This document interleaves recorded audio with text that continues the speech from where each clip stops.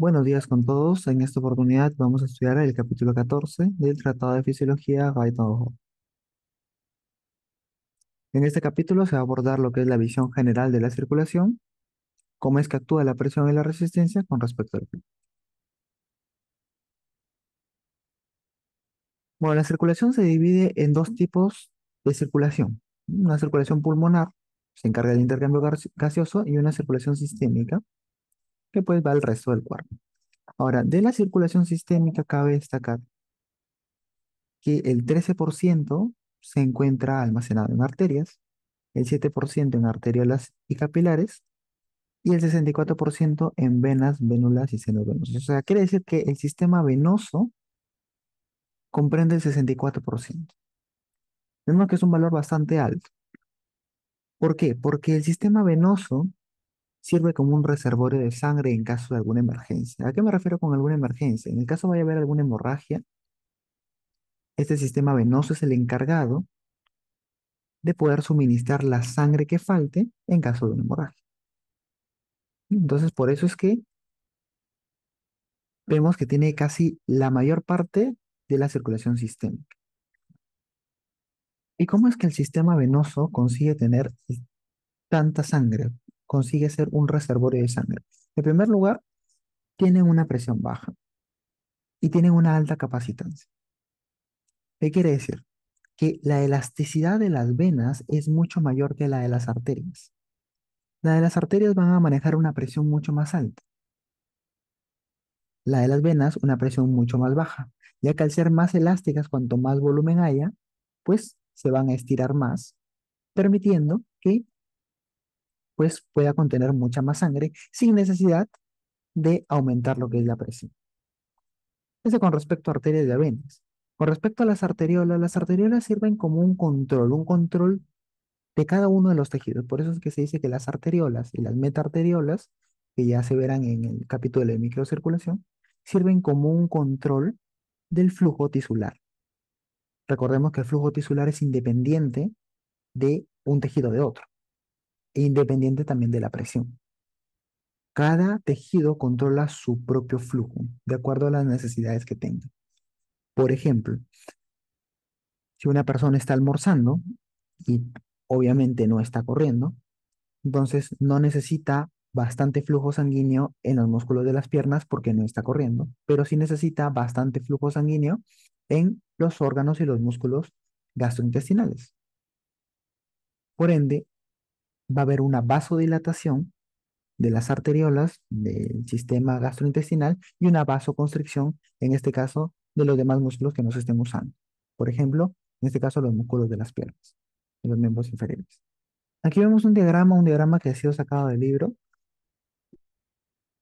en la que nos divide la circulación sistémica y la circulación pulmonar. En la circulación sistémica vemos cómo, pues, el ventrículo izquierdo, a partir de que sale de la bomba, sale con una presión muy alta, ¿no? De 120 milímetros de mercurio, es la presión sistólica, ¿no? Y esa presión se mantiene y se transfiere a la aorta, que es obviamente el vaso que sale directamente del corazón, y pues tiene una presión muy alta, ¿no?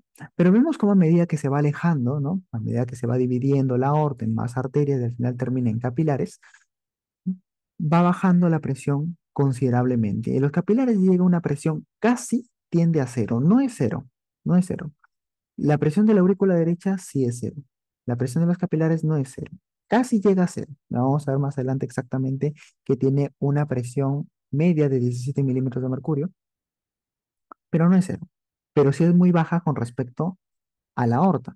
Cuando recién salió del corazón, 120 con respecto a 17 que tienen los capilares, una presión media, ¿no? No todos los capilares, por ejemplo, los capilares glomerulares del riñón tienen 60 milímetros de mercurio de presión, que también tienen otras funciones, ¿no?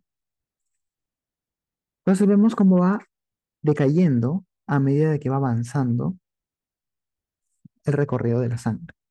Una vez que llega a capilares, en su extremo arteriolar va a tener una presión aproximada de 35 milímetros de mercurio. Y cuando llega a su extremo venoso, el extremo venoso es en aquel extremo del capilar en el cual ya se conecta con una vénula, ¿no? Que sigue, es de aproximadamente 10 milímetros de mercurio, como lo podemos ver en la diapositiva anterior, ¿no? Ese vendría a ser Si este es un capilar, este vendría a ser el extremo arteriolar, que se conecta con la arteriola, y el extremo venoso, que pues ya sale al drenaje venoso, ¿no? Se conecta ya con las vénulas. En cuanto a la circulación pulmonar pasa casi lo mismo, sino que en una escala mucho menor. ¿Por qué? Porque el ventrículo derecho no tiene la misma fuerza que el ventrículo izquierdo. El ventrículo derecho no necesita tampoco tener mucha fuerza porque solamente va a irrigar a la parte de los pulmones. No necesita llegar a grandes distancias como lo hace la circulación sistémica, ¿no? Entonces, pues no necesita una presión tan alta y suple las necesidades perfectamente. Entonces vemos como en el ventrículo derecho la presión es mucho más baja, pero va a seguir el mismo patrón, ¿no? Sigue disminuyendo la presión hasta que llega a los capilares, que tiende casi a llegar a cero, ¿no? Es muy baja la presión. ¿Por qué no es cero? Porque tiene que tener algo de presión para poder difundir los nutrientes desde los capilares, o sea, desde la sangre, hacia el intersticio de la célula, ¿no? Poder nutrirlas. En el extremo venoso del capilar es donde se recogen más bien ya los desechos del intersticio, pasan a los capilares. Por eso es que los capilares tienen una presión mucho menor en el extremo venoso que le permite al intersticio poder difundir los desechos desde el intersticio hacia los capilares y pues drenarlos ya por el sistema venoso. Aquí vemos la presión en los capilares sistémicos y las presiones correspondientes en la circulación pulmonar, ¿no? Vemos una presión sistólica de 25 y una diastólica de 16 milímetros de mercurio, y la presión capilar pulmonar media que permite el intercambio gaseoso viene a ser de 7 milímetros de mercurio. Ahora, ¿cómo es que se mueve? ¿Cómo es que hay un flujo sanguíneo?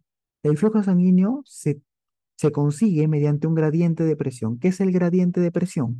No es más que la diferencia entre la mayor presión menos la menor presión. ¿Qué pasaría si las dos presiones son iguales? Bueno, que al restar nos va a salir cero de gradiente de presión. Eso quiere decir que no hay flujo. Un ejemplo, que la presión de acá sea de 100 milímetros de mercurio y acá también de 100 milímetros de mercurio. Esta presión empuja con 100 veces de fuerza y la de acá también con 100 veces de fuerza. Es un ejemplo. ¿Quién va a ganar? Pues ninguno, que quiere decir que el flujo se va a quedar estancado. No va ni para P2 ni para P1. Por lo tanto, el flujo, no hay flujo. Se queda estancada la sangre, ¿no? Ese gradiente de presión es el que nos permite que haya movimiento. ¿Y hacia dónde se va a ir el movimiento? El flujo va a moverse desde un gradiente, desde una presión mayor hacia una presión menor. Así sea mínima. Cuanto menor sea el gradiente, obviamente va a haber menos flujo, ¿no? Y cuanto mayor sea el gradiente, obviamente va a haber más flujo, pero siempre se mueve de un gradiente, de una presión mayor hacia una presión menor. Ahora, ¿es el único implicado en el flujo sanguíneo? No, también tiene que ver el arrastre del endotelio, ¿no? Que se llama también fuerza de cizallamiento. Es la resistencia que ejerce el endotelio vascular con respecto a la sangre. Eso quiere decir que es como que la va frenando. Como va rozando la sangre con las paredes del vaso sanguíneo, la va frenando. Y eso es indirectamente proporcional al flujo. ¿Por qué? Porque cuanto más resistencia hay, o sea, cuanto más freno haya, menos flujo va a haber. Y también, pues, ¿no? Cuanto menos resistencia haya, más flujo va a haber. Y de ahí sale lo que es la ley de Ohm, ¿no? O sea, esta fórmula de aquí, que es la ley de Ohm, que es la diferencia de presiones, o también gradiente de presión, que sería lo mismo, sobre la resistencia. Recordemos que todo lo que está debajo es inversamente proporcional a lo que está arriba. Bien, algo interesante que destacar acá es que a veces eh, los tejidos, cuando están en funcionamiento, cuando tienen una alta demanda metabólica, pueden llegar a necesitar 20 o 30 veces el flujo sanguíneo que necesitaban en reposo. Pero aquí surge un problema. El problema es de que el corazón solo puede aumentar su gasto cardíaco de 4 a 7 veces, no más. Y para llegar a las 20 o 30 veces que necesitan los tejidos, el flujo sanguíneo, pues simplemente el corazón no puede suplir esas necesidades. Entonces, aquí viene otro sistema, que es el sistema de la vasoconstricción, que lo había mencionado anteriormente también, ¿no? Las arteriolas lo que hacen es dilatar los vasos para que haya más flujo y todas las demás arteriolas en las cuales sus tejidos no necesitan flujo sanguíneo se contraen para dos cosas, para poder esa sangre enviarla a donde se necesita y dos, para que no haya un malgaste de sangre pues en un tejido que no se está utilizando. La regulación de la presión arterial es generalmente independiente del control del flujo sanguíneo. Y es que si haya muchísima presión arterial, si el tejido está inactivo y no necesita mucho flujo de sangre, su autorregulación no va a permitir que le llegue más flujo de que él considera lo necesario cuando esté en reposo.